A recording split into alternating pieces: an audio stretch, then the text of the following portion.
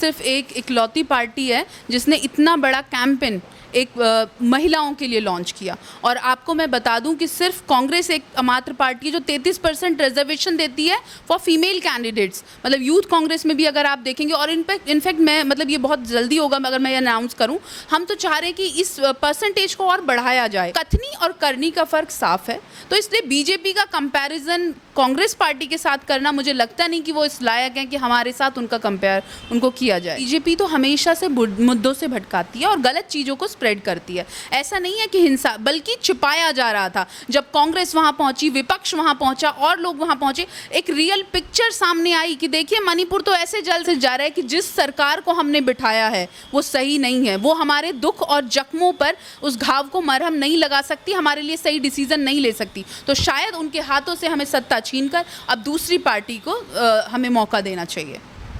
नमस्कार, मैं हूं दीपक द्विवेदी, आप देख रहे हैं मोर इंडिया न्यूज़। मोर इंडिया न्यूज़ में आपका स्वागत है। आज हम आए हैं, हमारे दर्शन कौशिक जी एडवोकेट हैं जो कि महासचिव भी हैं कांग्रेस पार्टी की दिल्ली प्रदेश से। हम इनसे बात करेंगे। इस समय ट्रेंडिंग टॉपिक चल रहा है, 2024 लोकसभा का चुनाव एकदम नज़दीक है। उस चुनाव में तैयारियां जोर शोर से सारी पार्टियां, राजनीतिक पार्टियां अपनी अपनी तैयारियां कर रही हैं। प्रियंका गांधी वाड्रा के हस्बैंड रॉबर्ट वाड्रा भी ANI के एक इंटरव्यू में बताया कि प्रियंका को भी चुनाव लड़ना चाहिए और पार्टी जहां से डिसाइड करेगी प्रियंका को चुनाव वहां से लड़ना चाहिए। तो मैम, मैं पहले आपसे जानना चाहता हूं कि प्रियंका गांधी जो कि खुद एक महासचिव है कांग्रेस पार्टी की, कैसे डिसाइड करेगी पार्टी, क्या डिसाइड करेगी और कहां से उनको चुनाव लड़ना चाहिए, आपकी क्या राय है? पार्टी में काफ़ी सारे सीनियर्स हैं और मुझे लगता है कि वो ज़्यादा इस पे अच्छे से बता पाएंगे और उनका डिसीज़न जो होगा बहुत सही होगा प्रियंका जी के लिए।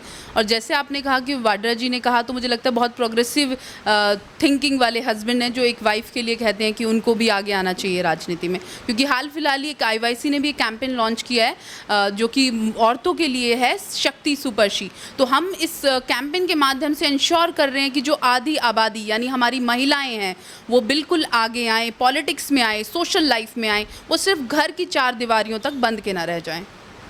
इस तरह की अभियान तो पहले से भी प्रधानमंत्री जी बेटी बचाओ बेटी पढ़ाओ, बेटी आगे बढ़ेगी, तमाम सारी योजनाएं लेके आ रहे थे। तो उससे क्या डिफरेंट है जो कांग्रेस ला रही? क्या ये कांग्रेस के जो आपका ये शी करके आ रहा है आपका, इससे क्या सिर्फ कांग्रेस पॉलिटिक्स के लिए, राजनीति के लिए अपना वो कर रही है या फिर वो देश के लिए भी कुछ करना चाह रही है? देखिए, मुझे लगता है कि कांग्रेस सिर्फ एक इकलौती पार्टी है जिसने इतना बड़ा कैंपेन एक महिलाओं के लिए लॉन्च किया। और आपको मैं बता दूं कि सिर्फ कांग्रेस एक मात्र पार्टी है जो 33% रिजर्वेशन देती है फॉर फीमेल कैंडिडेट्स। मतलब यूथ कांग्रेस में भी अगर आप देखेंगे, और इनफैक्ट मैं मतलब ये बहुत जल्दी होगा अगर मैं अनाउंस करूं, हम तो चाह रहे हैं कि इस परसेंटेज को और बढ़ाया जाए। क्योंकि हम इस बात को वैल्यू देते हैं कि ये आधी आबादी है, 50% है, आप इसको नेग्लेक्ट नहीं कर सकते। और जहाँ तक आप बीजेपी की बात करते हैं तो देखिए, नारा तो वो लाए थे बेटी बचाओ बेटी पढ़ाओ, पर अभी आप देखिए, अभी 1.5-2 महीने पहले ही हमारी बेटियां, रेसलर बहनें हमारी जंतर मंतर बैठी थी और अपने खिलाफ हुए यौन शोषण के खिलाफ वो आवाज़ उठा रही थी।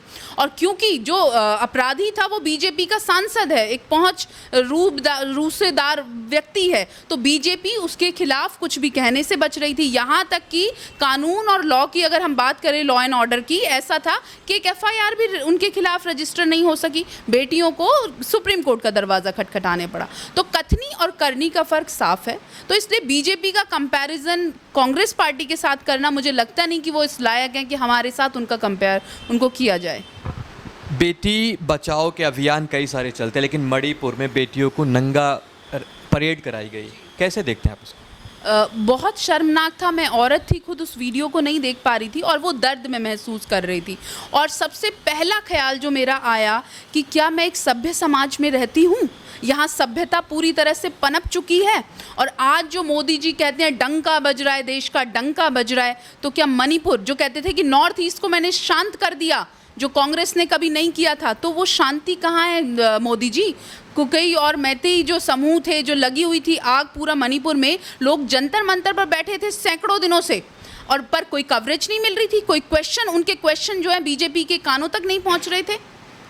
तो क्या लगता है इस समय जोर शोर से चुनाव की प्रतिक्रिया चल रही है। अगले साल हो सकता है कि अप्रैल मई में चुनाव हो जाए। उसका चुनाव के लिए मणिपुर में दंगा होने के बाद भी चुनाव को लोग ये बोल रहे हैं कि कांग्रेस जाके विपक्ष, मतलब पूरा विपक्ष वहाँ पे जाके, क्योंकि 21 सांसद भी गए थे, इंडिया जो अलायंस बना है उससे 21 सांसद भी पहुँचे थे, उसके बाद से ज़्यादा हिंसा भड़की थी। सुप्रीम कोर्ट के हस्तक्षेप करने के बाद हिंसा भड़की थी, ऐसा आरोप लगाया जा रहा है बीजेपी की तरफ से। देखिए, बीजेपी तो हमेशा से मुद्दों से भटकाती है और गलत चीज़ों को स्प्रेड करती है। ऐसा नहीं है कि हिंसा, बल्कि छिपाया जा रहा था। जब कांग्रेस वहां पहुंची, विपक्ष वहां पहुंचा और लोग वहां पहुंचे, एक रियल पिक्चर सामने आई कि देखिए मणिपुर तो ऐसे जल रहा है। ये जो फ्रांस कर रहे हैं, देखिए जब घर का एक कमरे में आग लगी हो तो आप दूसरे कमरे में शांति के साथ नहीं बैठ सकते। इसी तरह से देश के एक राज्य में आग लगी है, वहां औरतों की अस्मिता पे आ रहा है, बच्चों के साथ जिंदगी त्रस्त हो गई, हजारों लोगों ने अपने बेघर हो गए, कितनी जानें चली गई, और मोदी जी और पूरी पार्टी शांत है। मोदी जी ने वहां एक विजिट नहीं करी।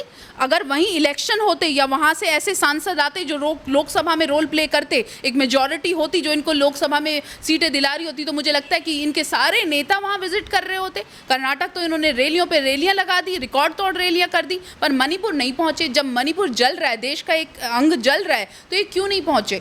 तो मुझे लगता है कि जब पार्टी विपक्ष वहां पहुंचा, विपक्ष का जिम्मेदारी है गलत के खिलाफ आवाज उठाना, तो हमारे सामने रियल पिक्चर आई कि मणिपुर शांत नहीं है, मणिपुर जल रहा है। तो क्या लग रहा है, मणिपुर जलने के बाद मणिपुर के लोग या फिर पूरे देश के लोग मणिपुर को देख रहे हैं, उससे क्या कांग्रेस को या फिर इंडिया जो अलायंस बना है उसको कुछ फ़ायदा होने वाला है?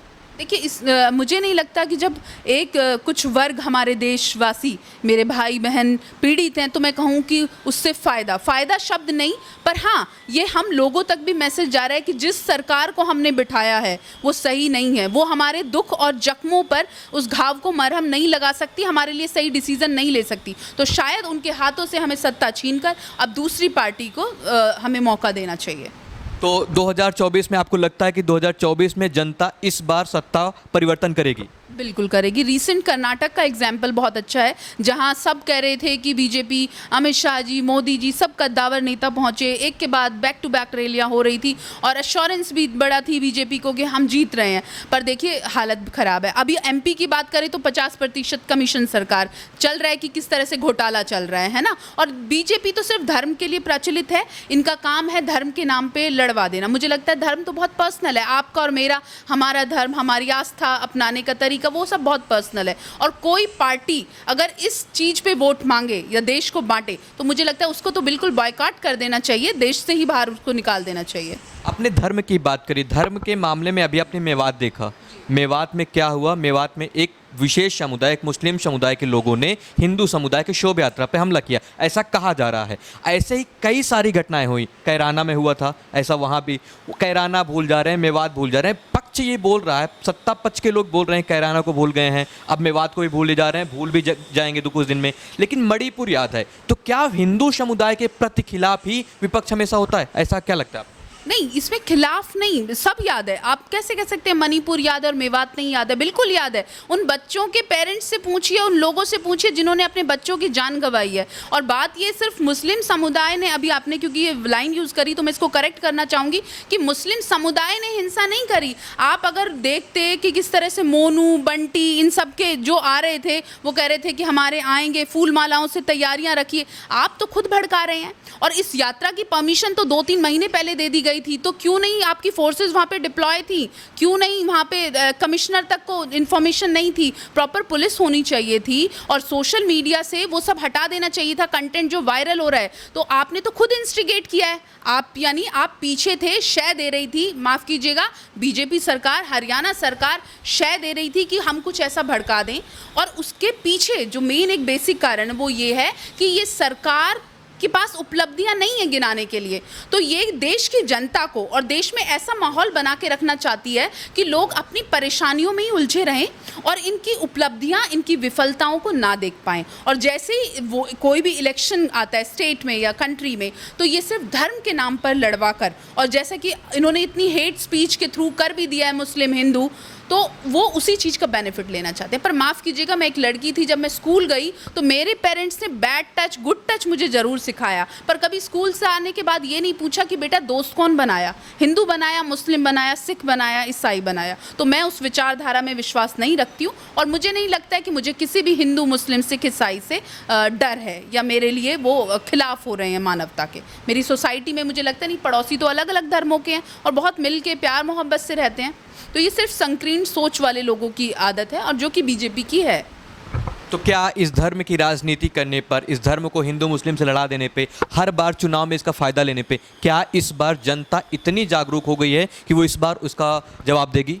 देखिए, कुछ तो अंधभक्त होते हैं, उनको बुरा लगे तो माफ़ कीजिएगा मैं कहूँगी, क्योंकि अंधभक्तों को समझना चाहिए कि जो धर्म के नाम पे आपको लड़वा रहा है वो देश की सत्ताधारी पार्टी नहीं हो सकती या आपका भला नहीं सोच सकती, वो सिर्फ आपको गुलामी और एक गर्त में डाल रहा है, तो वो तो रहेगी साइलेंट। बाकी हाँ, बिल्कुल लोग बहुत त्राहिमाम कर रहे हैं, महंगाई, बेरोज़गारी, महिलाओं के खिलाफ बढ़ते अपराध, लॉ एंड ऑर्डर, जिस तरह से इनकी मोनोपोली हो गई है, एकाधिकार इन्होंने समझ लिया है अपने अकॉर्डिंग। अगर चाहें तो अभी आप देखिए राहुल गांधी जी का मुद्दा देख लीजिए, डेफेमेशन का केस था, पूरी हिस्ट्री इंडिया की आप उठा लीजिए, डेफेमेशन में फुल सेंटेंस कभी हुई नहीं, उनको 2 साल मैक्सिमम सजा दे दी जाती है। सिर्फ ये डर ये था कि संसद में ये आदमी वापसी ना कर जाए, 6 साल तक उनका बॉयकॉट हो जाता, उनकी सदस्यता रद्द हो जाती और संसद में कोई क्वेश्चन उठाने वाला नहीं बचता। तो पता नहीं संसद में मतलब राहुल गांधी जी से उनको डर है। तो ये जो सरकार है ये अपने अकॉर्डिंग सब मैनिपुलेट कर लेती है और कन्वर्ट कर लेती है। तो क्या यही डर, इसका एक चलन हो गया है? राहुल गांधी जी को लोकसभा से सस्पेंड किया जाता है पहले,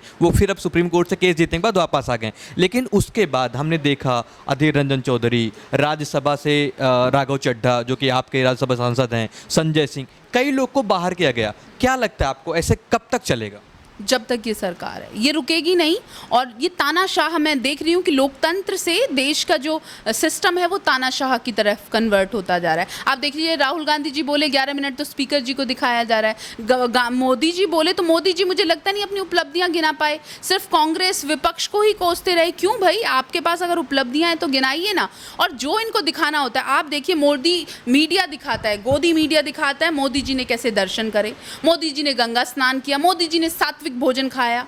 इंडिया को, देश की जनता को मोदी जी का व्यवहार आचरण ये जानने की जरूरत नहीं है कि वो कौन सा भोजन परोस रहे हैं। जनता को ये जानना है कि मोदी जी उनके लिए कौन से वेलफेयर वाले प्लान्स लेके आ रहे हैं, क्या अच्छी चीज़ें उनके पक्ष में की जा रही हैं। जहाँ की तो हमारी सरकार फेल है, वो कोई भी डिसीज़न ही नहीं लेती है जनता की भलाई के लिए। ठीक है, बहुत बहुत धन्यवाद हमसे बात करने के लिए मैम, आपका बहुत बहुत धन्यवाद हमारे चैनल जुड़ने के लिए। तो ये थी हमारे साथ मैम जो बताया, दर्शन कौशिक जी, जिन्होंने बताया कि इस पूरी सरकार का एक ही नियम है कि वो धर्म की राजनीति करके, जब स्टेट में या फिर सेंट्रल में जब चुनाव होने होते हैं तब वो धर्म को हिंदू और मुस्लिम जोड़ करके राजनीति करता है। उसके बाद ये तानाशाह सरकार से, जैसे इस समय कई सारे लोकसभा से और राज्यसभा से सांसदों को सस्पेंड किया जाता है, तो उनको बोला जा रहा है कि तानाशाह सरकार है, जब तक ये सरकार रहेगी तानाशाही करती रहेगी। बहुत बहुत धन्यवाद हमसे बात करने के लिए मैम।